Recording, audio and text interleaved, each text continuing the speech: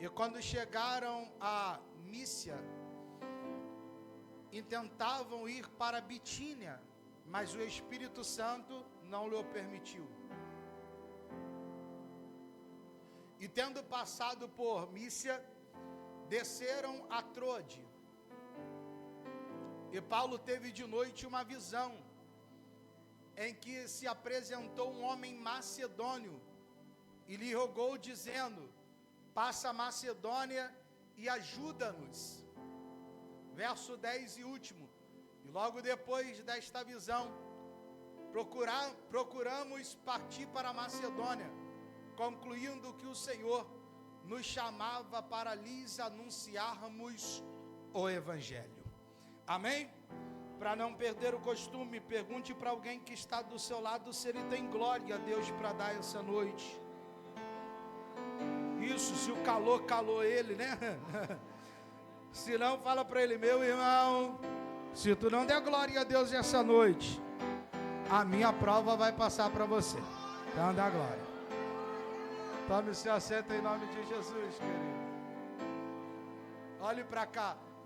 Eu prometo ser breve, sucinto, como eu disse, dentro daquilo que nós temos como propostas.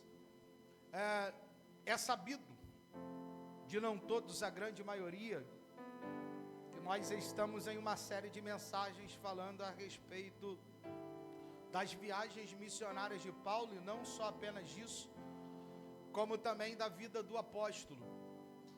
Nós temos o costume aqui nessa igreja, aqueles que nos visitam a primeira vez, de tratarmos e trabalharmos série de mensagens. E nós estamos tratando acerca disso, das viagens missionárias do apóstolo Paulo.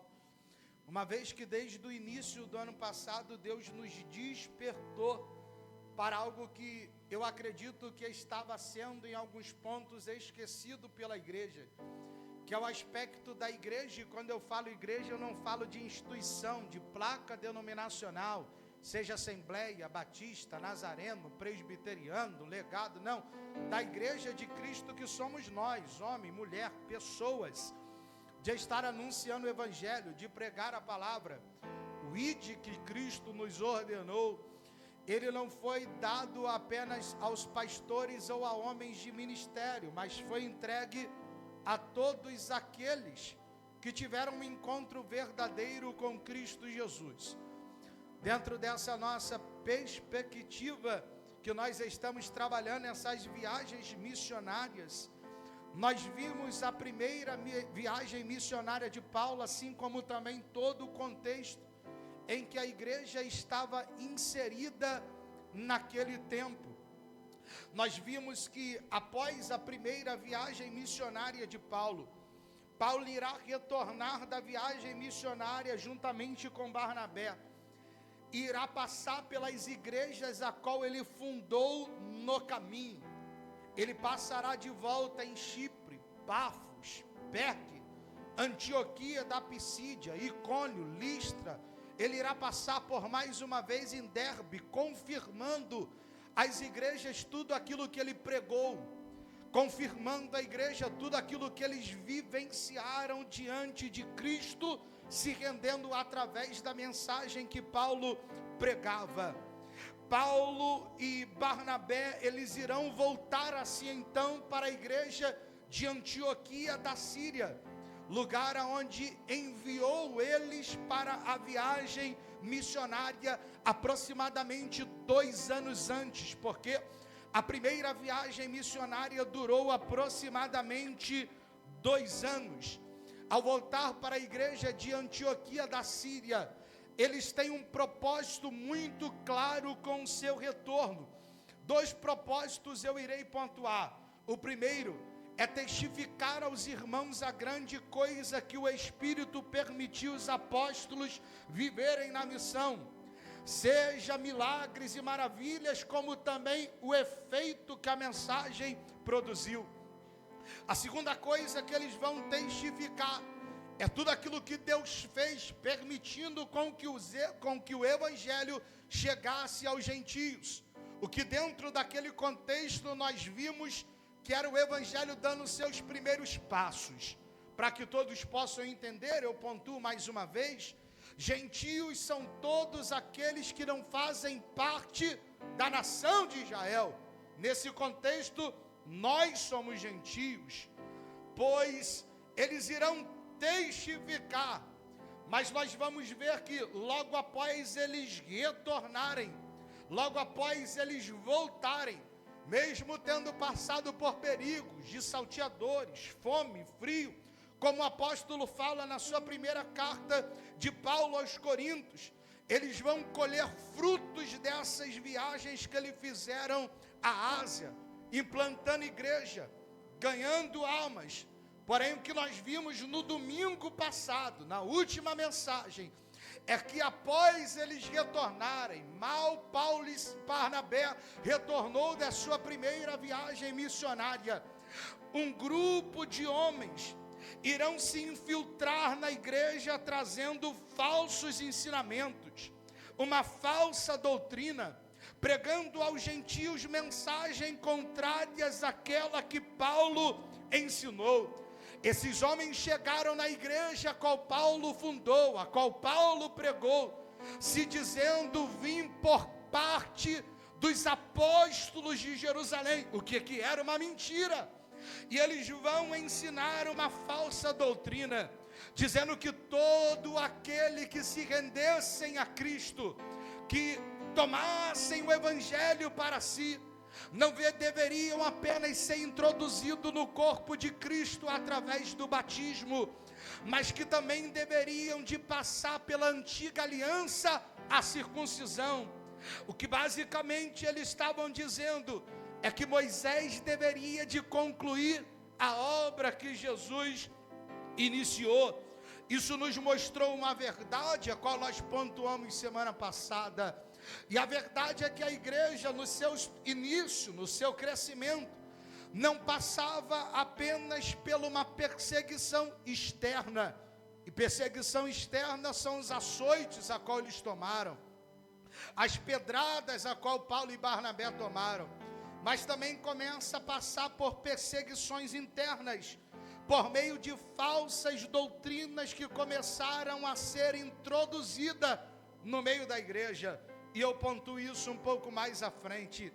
Isso levará Paulo e Barnabé a ir a Jerusalém, e devido a isso vai acontecer o primeiro concílio da história da igreja, Atos capítulo de número 15, a qual eles vão discutir acerca dessas coisas, se era necessário passar pela circuncisão ou não. Nós vimos semana passada, se era necessário estabelecer primeiro a aliança que Deus fez a Abraão ou não.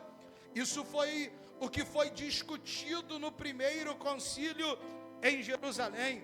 Uma decisão será tomada, e basicamente a decisão que será tomada é que não era necessário a igreja tomar para si esse peso, até porque a lei em si não teve o poder de justificar o homem.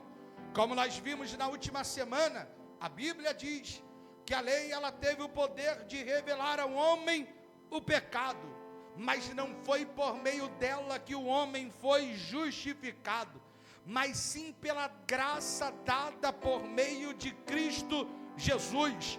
Graça, favor não merecido, mas pelo meio do sacrifício de Cristo. Cristo, ele pagou o boleto que era nosso, ele pagou a sentença que era nossa, morreu em nosso lugar, ao ponto do profeta dizer que ele levou sobre si as nossas enfermidades, os nossos pecados, e o castigo que nos traz a paz. Sabe essa paz que você tem de dar glória a Deus no domingo de carnaval?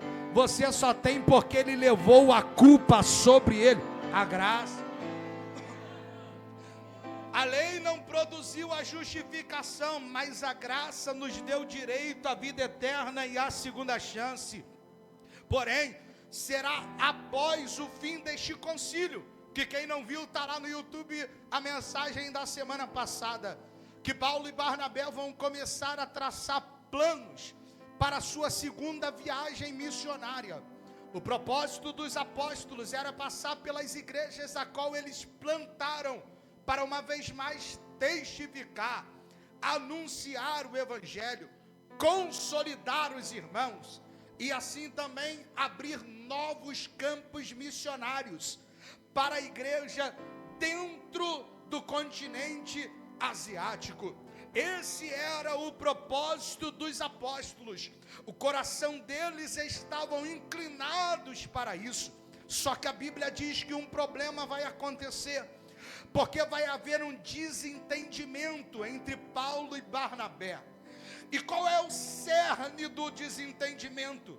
É que Barnabé está olhando para a missão e ele está dizendo que quer levar uma vez mais João Marcos para a missão. Quem não viu a segunda mensagem, eu tratei um pouco acerca disso. A Bíblia diz que João Marcos estava na primeira viagem missionária. Porém, quando eles chegam na região de Pergue, João Marcos decide não sair, não pedir licença, mas ele decide abandonar a missão e retornar para Jerusalém. Por gentileza, você que está com Bíblia, abra a Bíblia comigo, Atos dos Apóstolos, capítulo de número 13, versículo de número 13. É até triste, 13.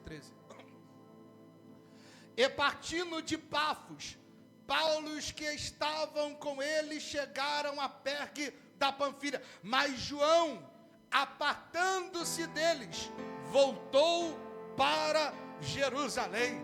João Marcos estava na primeira missão, mas ele decide abandonar a viagem missionária. Eu tratei aqui alguns pontos que talvez fez com que João Marcos se inclinassem a isso. Dentre eles, o fato de Barnabé não ter sido mais o líder da viagem missionária, e Barnabé era primo de João Marcos, está na Bíblia. Pode também ter sido o fato das viagens missionárias sair das áreas costeiras, dificultando uma possível fuga por meio da perseguição.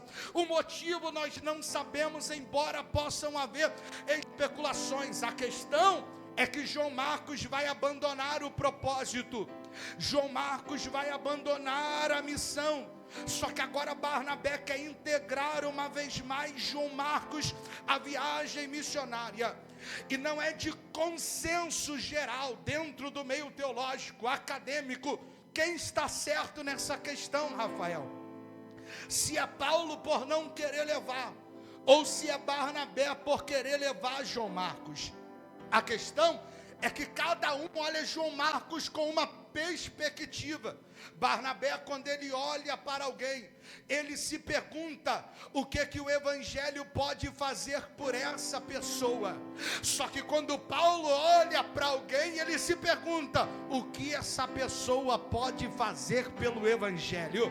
A perspectiva de Barnabé, o que o evangelho pode fazer.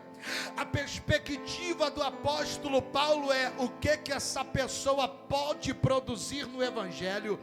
E é claro que se olharmos dentro de uma perspectiva seca, parece que Paulo está de fato errado. Só que eu preciso te lembrar, eles não estão tratando aqui de alguém a ser discipulado, mas eles estão tratando de alguém para ser levado à viagem missionária. Então Barnabé acredita que é possível você discipular alguém enquanto esta pessoa realiza uma missão. Paulo já acredita que para ir para a missão devia ser alguém já discipulado e já consolidado. A questão é que eu preciso pontuar uma vez mais: não existe um consenso para dizer quem está certo ou quem está errado, mas para mim, isso é uma opinião minha, aqui não é questão de certo ou errado. Na verdade, eu acredito que às vezes Deus irá permitir Paulo ir para um lado, Barnabé ir para outro lado, para que mais almas venham ser alcançadas. Eu vou repetir isso daqui para que eu possa aplicar e você entender. Eu acredito que nessa questão, não é questão de certo ou errado, mas para mim, por vezes Deus permite Paulo ir para um lado e Barnabé ir para o outro, para que mais almas venham ser alcançadas. Alguém uma vez disse para mim: pastor, já reparou que a maioria das igrejas nascem quando existe um conflito entre os líderes? Eu falei: pois bem, Paulo vai dizer em uma das suas cartas que se está anunciando Jesus, é por nós. Pode continuar pregando. Tem hora que vai acontecer isso. Vai Paulo para um lado, Barnabé para o outro, mas é o reino que ganha com as almas que serão conquistadas pelo Evangelho de Cristo Jesus. Ao meu ver, aqui não é uma situação de certo ou errado, mas era os céus permitindo essa questão, para que o Evangelho pudesse ser espalhado, ganhar território, ganhar notoriedade. A Bíblia diz que Barnabé vai continuar, vai seguir viagem com João, enquanto Paulo irá tomar Silas como companheiro da sua viagem missionária. E quem é Silas? Silas é um dos enviados da igreja de Jerusalém para testificar aquilo que o concílio acabara de estabelecer quanto ao problema. Lembra o problema? Circuncida ou não circuncisa? Faz aliança, a antiga aliança ou não faz a segunda aliança? Cumpre esse preceito da lei de Moisés ou não cumpre? Ao a igreja definir tal coisa, vai enviar mensageiros.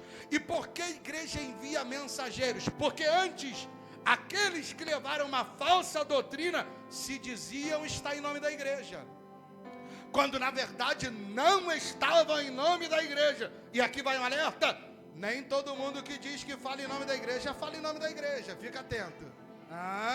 Nem todo mundo que se diz crente é crente.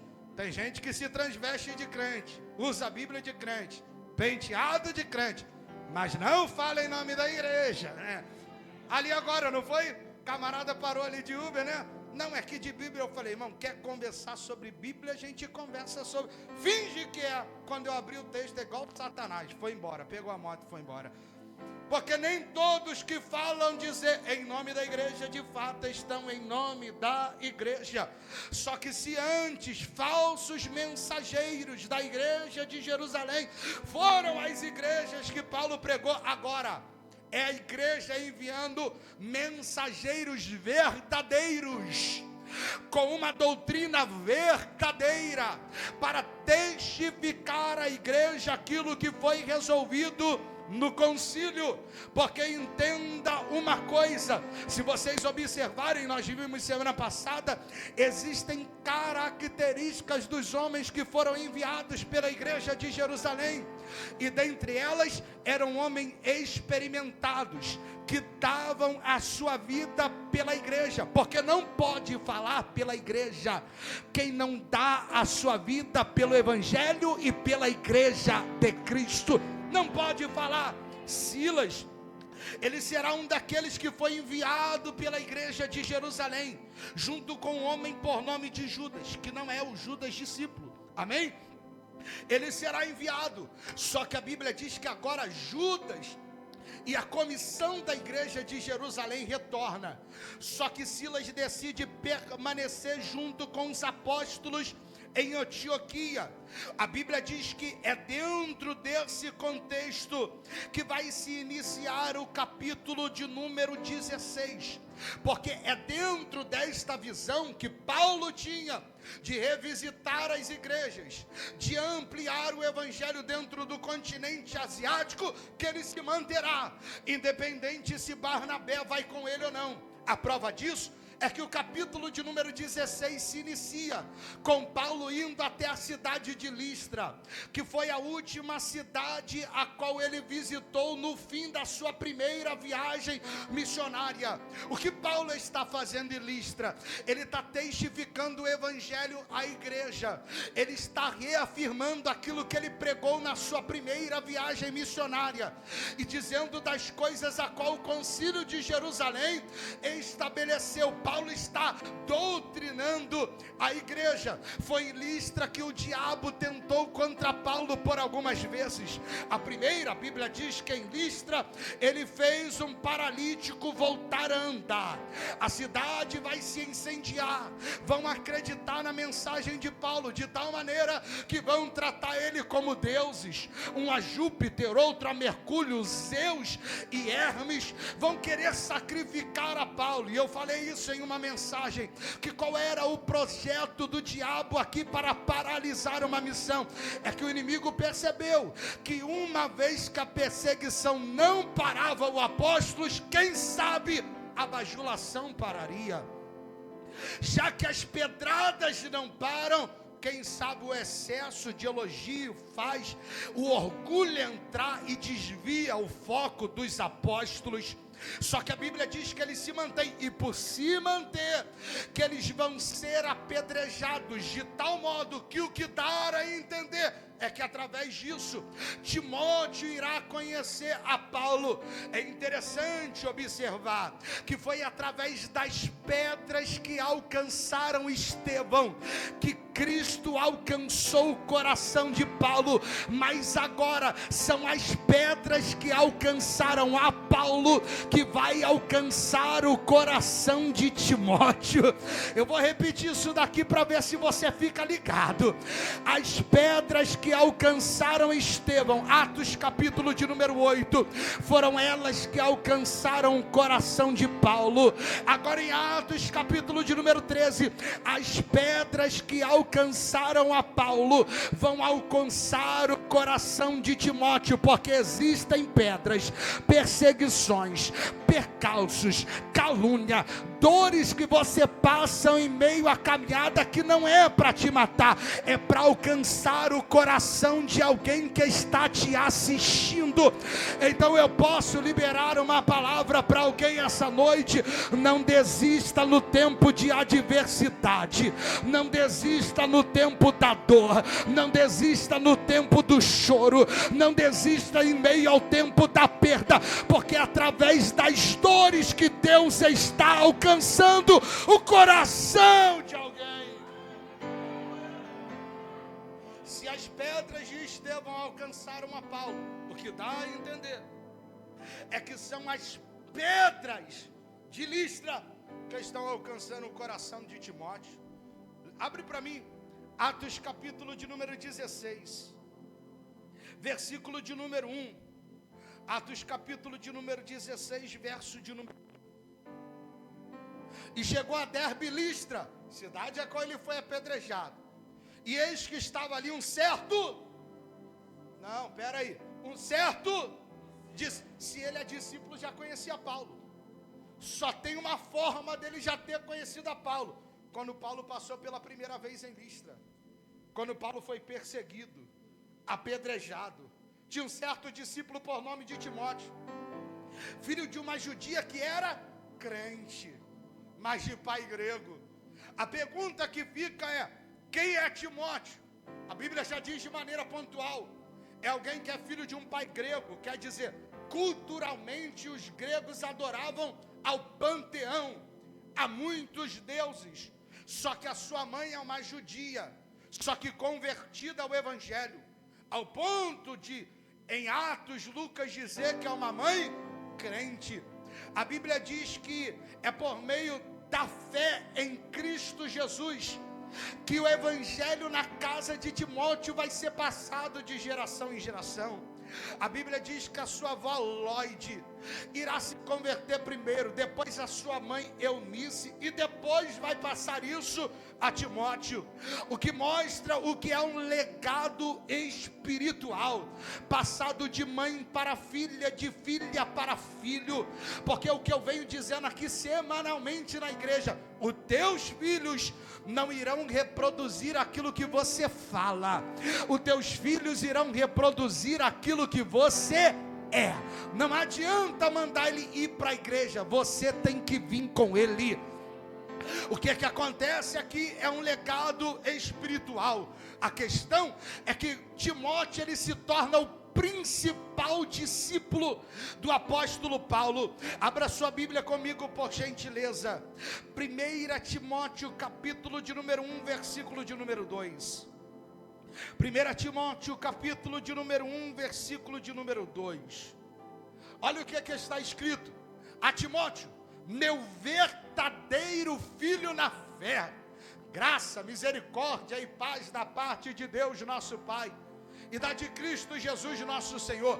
Observe a primeira menção que ele faz: a Timóteo, meu verdadeiro filho na fé. Timóteo se tornou o principal discípulo de Paulo, de tal maneira que Paulo não está tratando ele apenas como um amigo, como ele vai tratar Lucas dentre outros, mas ele está tratando Timóteo como filho. E aqui está a diferença, é que o discipulado com Timóteo se tornou tão pessoal, que ele passou apenas de discípulo para se tornar um filho, porque existe uma diferença de alguém que é o frequentador de uma igreja, para alguém que é filho de uma igreja. Nós vivemos uma geração de frequentadores, mas uma geração escassa de filhos no discipulado, porque frequentadores, quando são repreendidos, vão embora. Filhos, quando são repreendidos, aceitam e crescem na fé. Paulo, por vezes, vai manifestar a preocupação que ele tinha com Timóteo. Por vezes, ele também irá receitar ou então indicar Timóteo às igrejas. Abra sua Bíblia comigo, Filipenses capítulo de número 2, versículo de número 19 ao versículo de número 22. Filipenses capítulo de número 2, 19 ao 22. Espero no Senhor Jesus, que em breve vos mandarei Timóteo, para que também eu esteja de bom ânimo, sabendo dos vossos negócios, porque a ninguém tenho de igual sentimento. Olha ele falando de Timóteo: porque ninguém tenho igual sentimento, que sinceramente cuide do vosso estado, porque todos buscam o que é seu, e não o que é de Cristo Jesus. O que Paulo está dizendo: olha, eu confio nesse Timóteo, por esse eu não tenho sentimento igual por ninguém. E por quê? Porque eu não vejo nele um interesse por trás do serviço. Eu não vejo ele tentando ganhar vantagem por trás do serviço que ele presta a Cristo Jesus.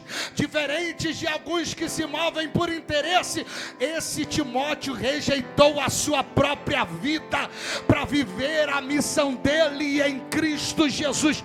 O desejo do meu coração nessa série de mensagens que nós estamos pregando é que Deus levante verdadeiros Timóteos, filhos da fé, para pregar o evangelho com sinceridade e zelo, independente se vai aparecer no cartaz, independente se vai ter seu nome divulgado, mas que cumpra a missão, para que pura e simplesmente cumpra aquilo que Cristo designou. Oh, Espírito Santo de Deus, ele por vezes irá indicar Timóteo à igreja, mas também, como eu disse, ele mostra a preocupação dele com o filho da fé. A carta a Timóteo, para mim, é a carta que mais fala comigo, pastoral, mais fala comigo. Parece que Paulo está pegando o sentimento dele e colocando no papel, talvez devido à sensibilidade do momento que Paulo estava passando, porque a Bíblia diz que a carta de Paulo a Timóteo é uma carta que Paulo está prestes a dar a sua vida por sacrifício da igreja. Ele está prestes a morrer pelo evangelho. Paulo está dando as suas últimas considerações e demonstrando a sua preocupação com o filho na fé.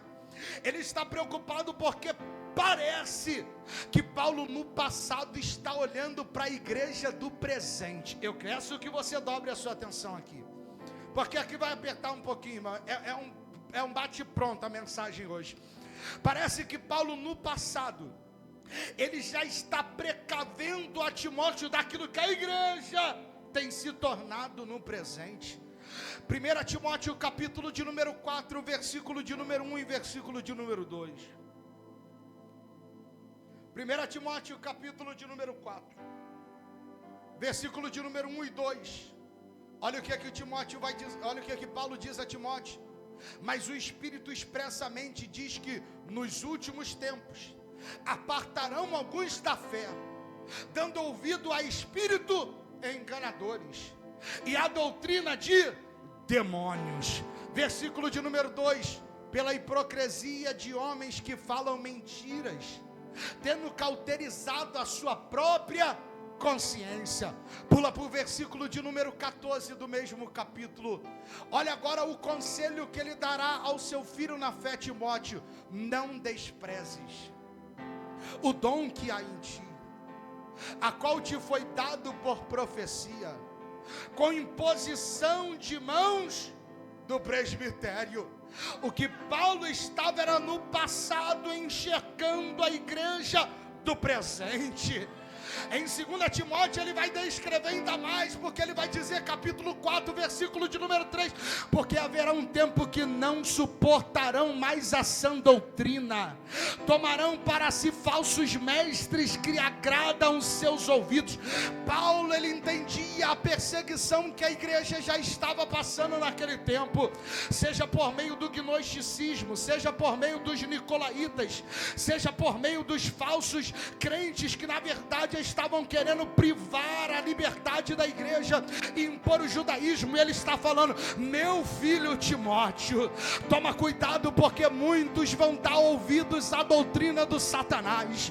Muitos vão dizer para você: pode vir para o culto no domingo e dar glória, mas pode pular o carnaval na segunda e ver a apuração dos votos na quarta-feira. Muito vai dizer para você: aquilo que você peca na carne não vai influenciar na sua vida com Deus no Espírito. Mas ele fala: eles são uma coisa, você ouviu o verdadeiro Evangelho, e pelo verdadeiro Evangelho ele instrui, cuida, guarda, zela do dom que há em ti, que foi liberado por imposição de mãos. Em 2 Timóteo ele chega a dizer da seguinte maneira: desperta, não deixe o dom morrer, não deixe o dom adormecer, mas desperta o dom que há em ti. Eu acredito que esse é o grito do Espírito à igreja nesse tempo. A igreja brasileira não precisa de uma teologia coach, a igreja brasileira não precisa de teologia da prosperidade, a igreja brasileira não precisa de The King The Power, a igreja brasileira não precisa de seu lindo que acaba passando mão do seu pecado. O que a igreja brasileira precisa é despertar o dom do Espírito que foi derramado sobre ela. Eu não sei você, irmão, mas eu ainda acredito em uma igreja que ora, eu ainda acredito em uma igreja que busca, eu ainda acredito numa igreja que tem poder, numa igreja que evangeliza. O sustentáculo da igreja não estão em estratégias humanas, a igreja está pautada em Cristo e no poder que foi confiado a ela. Você pode me ajudar a pregar essa noite? Pegue na mão desse crente que está do teu lado, aperta a mão dele até ele dar aleluia, isso, até ele dar aleluia. Fala para ele: desperta o dom que há em ti, desperta o dom que Deus liberou sobre a sua vida. Quem é de cantar, que cante, quem fala em línguas, que falem, quem é de adorar, que adore, quem é de pregar, que pregue, mas desperta o dom que há em ti. É o que a igreja precisa. A igreja precisa despertar o dom. Eu vou falar, sabe o que acontece, irmão? Principalmente com a juventude. Entrou os negócios na igreja que parece... Eu confesso que por vezes eu não vi maldade, a gente vai vendo depois. Porque o inimigo, irmão, ele se apresenta belo, engraçado, de maneira sutil. Apareceu na igreja, né? Aquelas piadas. Aí vai um na internet e finge um falando em língua, né? Aí vai outro e a gente... Mas isso na verdade retraiu principalmente os jovens a fluírem no Espírito. Alguém que Deus quer dar uma experiência, mas não aprofunda. Alguém está me vendo. Alguém vai rir de mim. Só que Paulo ele está dizendo a Timóteo: ei, desperta. Não deixa adormecer. Quem deu ouvido aos falsos profetas deu. Mas você, Timóteo, está ouvindo o evangelho da verdade. Desperta o dom que há em ti. É ele dizendo: se ninguém for orar, você ora. Se ninguém profetizar, você profetiza. Se ninguém acredita no batismo, você acredita. Se ninguém acredita em milagre, você acredita. Não deixe adormecer o dom que há em ti. É o carinho que Paulo tem com seu filho na fé. Timóteo ele está sendo encaminhado para a sua primeira viagem missionária. E o que parece é que no meio dela existe uma incoerência de Paulo quanto ao discurso dele em Atos 15. Porque em Atos 15 ele falou: não circuncida. Só que agora ele está falando: Timóteo, é melhor você circuncidar. Porque Timóteo era judeu. O que o Hernandes Dias Lopes vai dizer é que o fato de Timóteo ser um bom cristão não impede que ele fosse um bom judeu. O que Paulo estava defendendo é que os não judeus, os gentios, não tivessem essa obrigação. Mas Paulo está olhando para Timóteo e está falando: já que eles sabem que a tua mãe é judia, é melhor você passar. É aquilo que se aplica em 1 Coríntios, capítulo de número 9, versículo de número 22. Se você puder, abre a Bíblia. 1 Coríntios, capítulo de número 9, versículo de número 22. Paulo ele vai falar da seguinte maneira, e aqui eu preciso pontuar algo específico.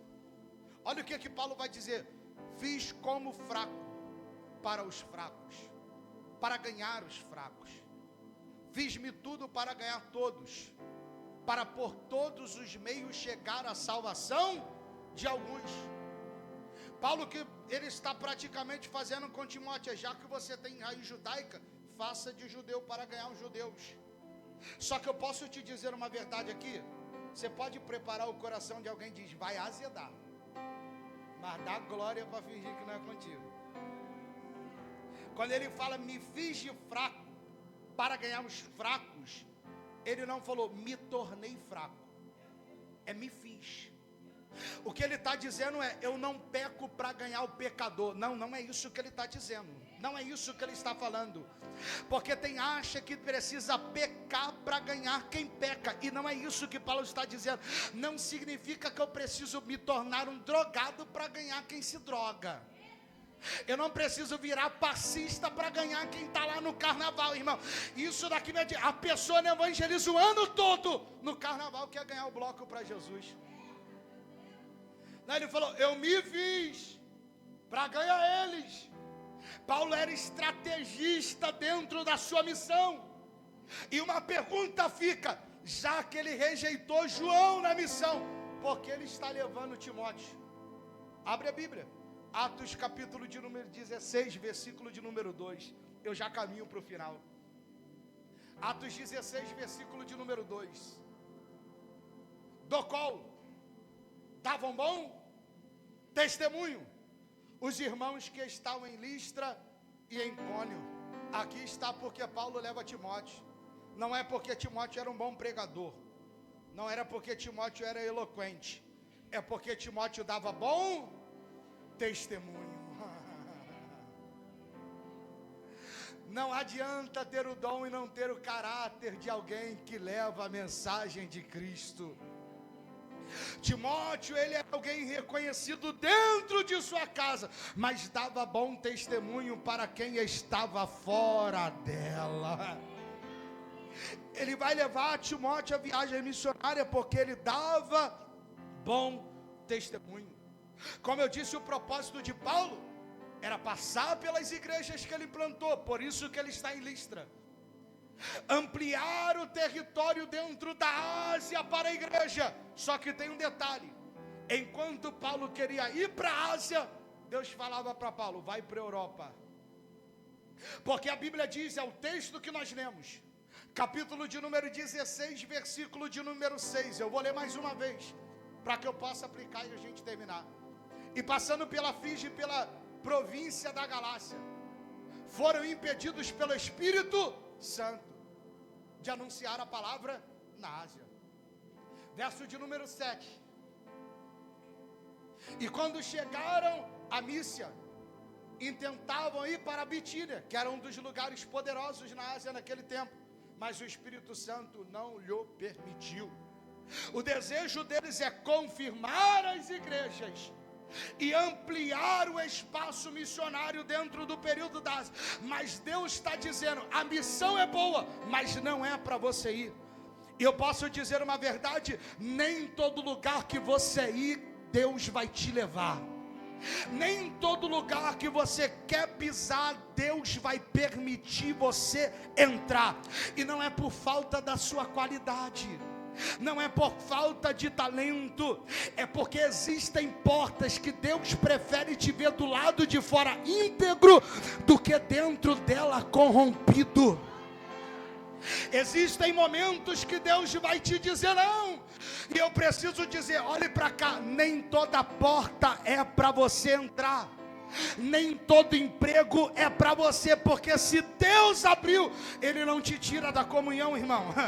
Nem toda amizade é para você ter, porque a amizade de Deus te aproxima do altar, não te leva para distante dele. Nem todo contrato é para você fechar, porque lugares que Deus te apresenta, você não precisa mentir, não precisa trambicar, não precisa passar por cima de ninguém. Se Deus te deu, Ele garante.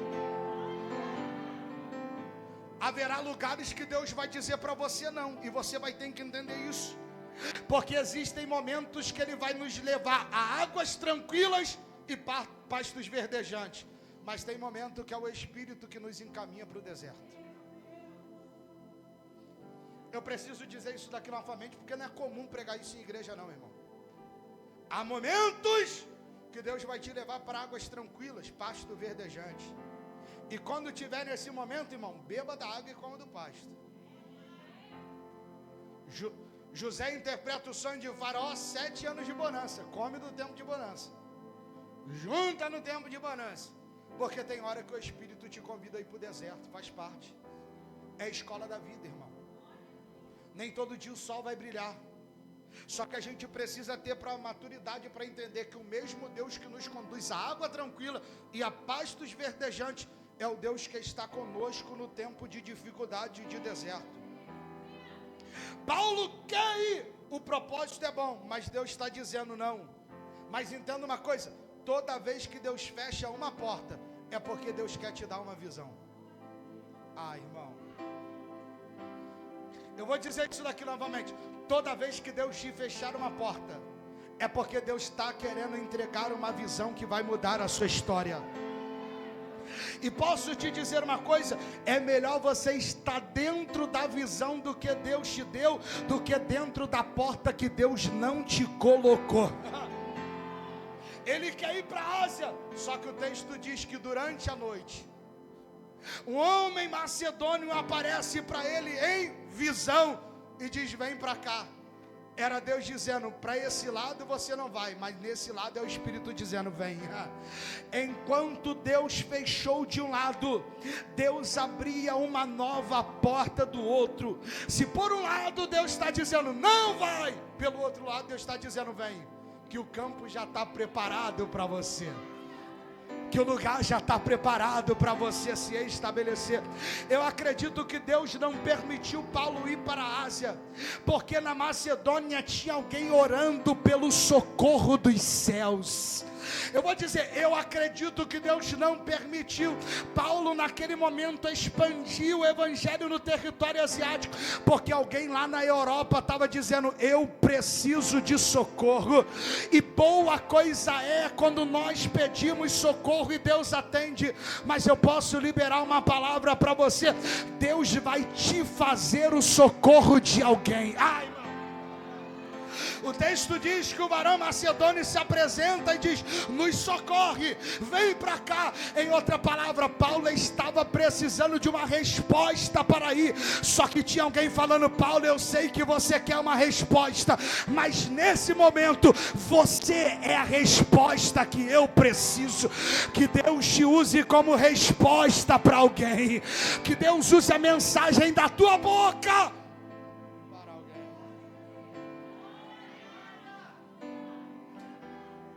Paulo queria uma resposta, mas naquele momento ele era uma resposta. Eu preciso correr. Filipos era uma cidade estratégica.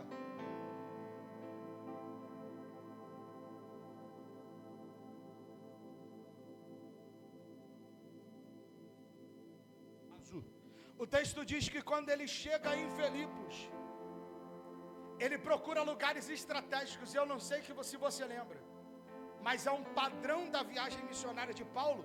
Quando ele chega, ele vai para uma sinagoga. Ele abre o território para o evangelho em sinagoga. Mas quando não tem sinagoga, ele vai para lugares populares. O texto diz que não existe sinagoga em Filipos. Ele vai para a beira do rio, onde tinham mulheres se reunindo e orando. Ele se retira no sábado para orar. Para o quê? Para orar. Você pode dizer isso? Orar. Ele se retira para orar. Paulo é teólogo, letrado. Paulo é poliglota. Paulo é doutor. Mas o texto diz que a sua intelectualidade não substitui a sua espiritualidade. Você pode ser bom no que tu quiser, irmão. Você pode ser excelente profissional. Mas se você não acreditar que Deus muda a quadra em oração, vai ter gente que não tem a qualificação que você tem e vai chegar em lugares que tu não chegou. Dentro de um contexto nosso como igreja, pode ser a igreja mais bonita, irmão. Nem aparece o bloco aí, com ar-condicionado mais gelado, com um telão de LED mais bonito. Se não tem Deus e oração, a coisa não acontece. Paulo é alguém letrado, doutor de lei, poliglota, teólogo, mas ele entende que sem oração não dá para dar um passo dentro dessa missão. O que abriu a viagem missionária de Paulo não foi intelectualidade, foi a resposta que ele precisava em oração. Paulo, em todo o seu ministério, ele vai falar da importância de orar. Aos Tessalonicenses ele fala assim, orai sem cessar. Em Efésios ele vai falar das armaduras e ele vai botar a oração como campo de batalha. Posso te dizer uma coisa? Você pode estar armado, você pode estar revestido da palavra, capacete da salvação, pé, escudo da fé, mas se tu não ora, tu é um soldado fantasiado, porque o que te põe no campo de batalha é a oração. Eu costumo dizer que dentro da igreja existem pessoas que nunca vão aparecer, mas é o que sustenta a igreja. O ministério mais importante que tem na Legado não é o pastor pregando no domingo, são as irmãs que oram antes de você chegar, irmão. Antes de você chegar, tem gente orando no altar, gente orando na salinha, gente orando na entrada. A intercessora que está ali na escala é a pastora Rosana, de mão levantada. A oração que abre o campo para encontrar um coração fértil através da palavra. Paulo foi orar. Paulo foi para a oração. Paulo buscou a Deus em oração. E embora não seja a mensagem, irmão, o texto diz que ele vai encontrar uma mulher por nome de Lídia. Essa mulher de Tessalônica, a tradição diz que essa mulher vai implantar a igreja de Tessalônica, que está uma das 7 cartas do Apocalipse. Ele ganha alguém em Filipe, que vai abrir uma igreja em Tessalônica. É a solução que a igreja precisa. Crentes com responsabilidade para entender que se a mensagem te alcançou, você precisa alcançar alguém através da mensagem. Na segunda viagem missionária de Paulo, especificamente em Filipos, e o ministério de louvor pode subir porque eu vou encerrar, 3 coisas acontecem. Eu aprofundo ela na próxima mensagem, porque hoje eu só introduzi a segunda viagem. 3 coisas vão acontecer. Primeiro, 3 pessoas se renderão a Jesus. Lídia, a menina que profetizava, adivinhava e dava lucro aos seus senhores, e um carcereiro romano. 3 classes sociais foram atingidas. Lídia era uma mulher rica da alta sociedade, vendedora de púrpura. Era algo que era extremamente raro e precioso. A segunda pessoa, que é a menina, uma escrava. Já o terceiro homem, que é o carcereiro, um funcionário público romano, alguém da classe média. 3 etnias foram alcançadas em Filipos. Lídia, alguém de Tiatira. A menina, uma grega. O carcereiro, um romano. 3 experiências diferentes aconteceram, porque o evangelho atinge a todos. Lídia, uma mulher voluntária, piedosa, que quando se converteu, abriu a porta e falou: Paulo, entra. A menina, endemoniada. O estado espiritual não era como de Lídia era. O homem, o carcereiro, alguém que adorava César como Senhor, porque essa era a cultura romana. Isso não mostra uma coisa, irmão: o evangelho não é para rico nem pobre. O evangelho não separa etnias. O evangelho atinge pessoas, qualquer que seja a experiência que a pessoa precisa. Evangelho não é seletivo, o evangelho é para todos. Eu preciso te dizer que, independente da sua realidade, o evangelho ele se enquadra e transforma a sua vida. Assim como o evangelho ele atingiu uma mulher poderosa e rica, que era Lídia, atingiu uma escrava, que era menina.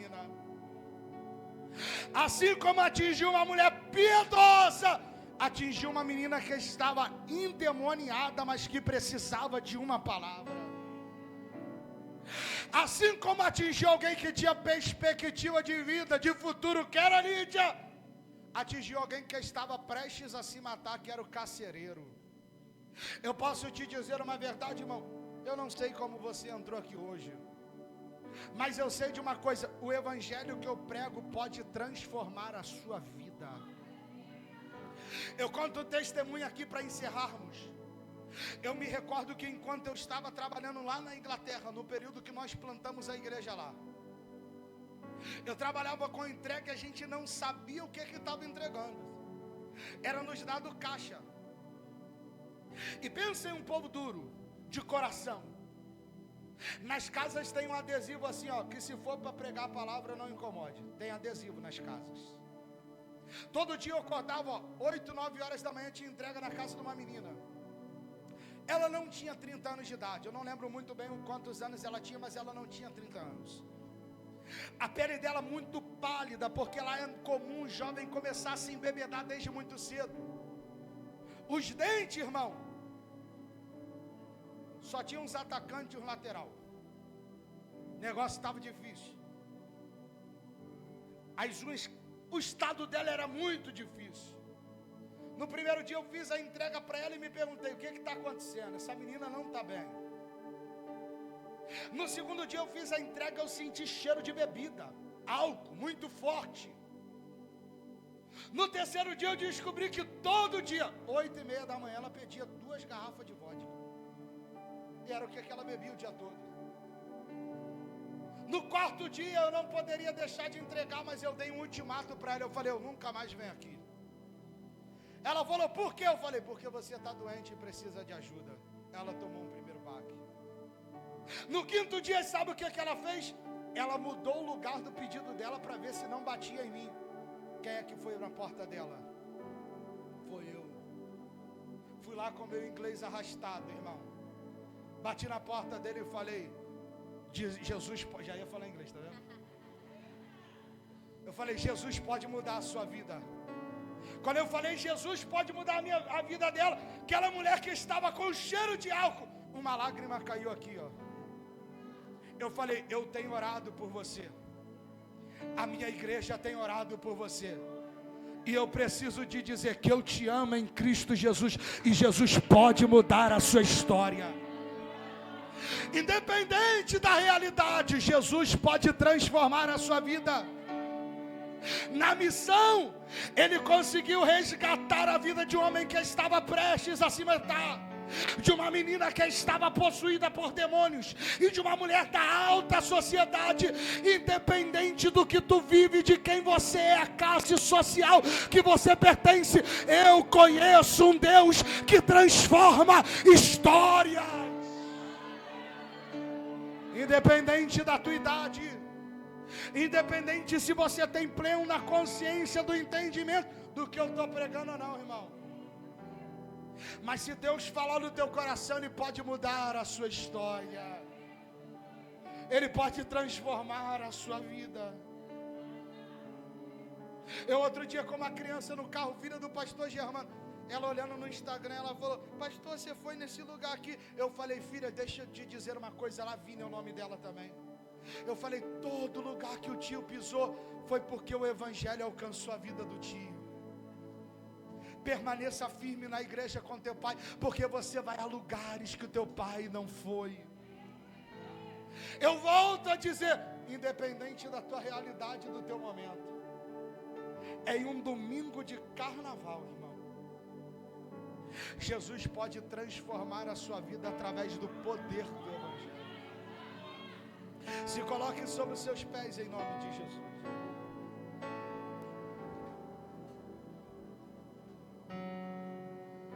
Se você puder, feche os seus olhos. Permita que esse louvor ministre no seu coração, porque eu tenho um convite especial. Eu quero orar por você nessa noite.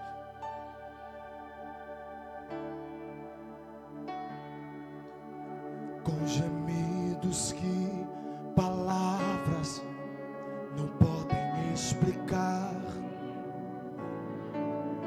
Ele leva ao Pai as minhas intercessões. Quando dobro os meus joelhos em meio às situações,